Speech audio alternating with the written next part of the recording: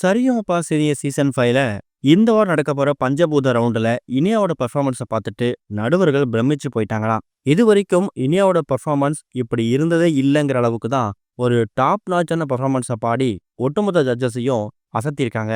Sa Re Ga Ma Pa senior season 5ல இந்த வாரம் நடக்க போற பஞ்சபூத ரவுண்ட்ல நிலம், நீர், நெருப்பு, காற்று, ஆகாயம்னு சொல்லி பஞ்சபூதங்களை உள்ளடக்கின வார்த்தைகளை பயன்படுத்தி இல்ல அது சம்பந்தமான விஷயங்களை பயன்படுத்தி தான் பாடல்களை பாடுறாங்க.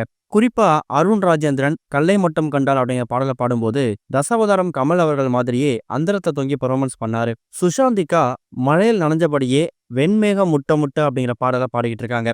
இவங்களோட பெர்ஃபார்மன்ஸை விட இனியாவோட பெர்ஃபார்மன்ஸ் தான் வேற லெவலில் இருந்திருக்குதான். குறிப்பா ஆகாயம் சம்பந்தப்பட்ட ஒரு தீம்ல ஒரு பாடலை பாடுறதாவும் சாமுராய் படத்துல இருந்து ஆகாய சூரியனை அப்படிங்கிற பாடலை அவங்க பாடியிருக்காங்களாம். இந்த பாடலை பாடி முடிச்சதுக்கு அப்புறமா ஒட்டுமொத்த ஜட்ஜஸும் எழுந்து இனியாவுக்கு ஒரு மிகப்பெரிய அப்ளாஸ் கொடுத்துருக்காங்க. நீ என்னம்மா இப்படி பாடுற, உண்மையாவே இப்படிப்பட்ட ஒரு பெர்ஃபார்மன்ஸை இந்த வாரம் நான் உங்ககிட்ட எதிர்பார்க்கவே இல்லை.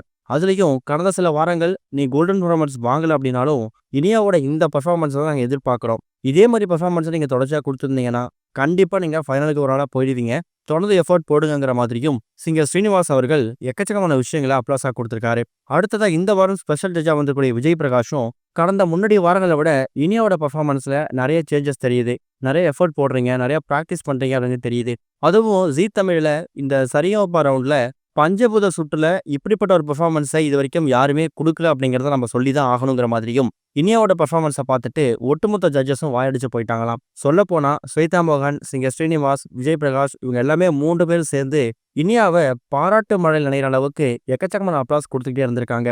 ஒரு கட்டத்தில் இனியாவுக்கே அவங்க சொல்லக்கூடிய அந்த வார்த்தைகளை கேட்டு திக்குமுக்காடி போயிட்டாங்களாம். எது எப்படியோ இப்போ 10 நபர்கள் இருக்காங்க.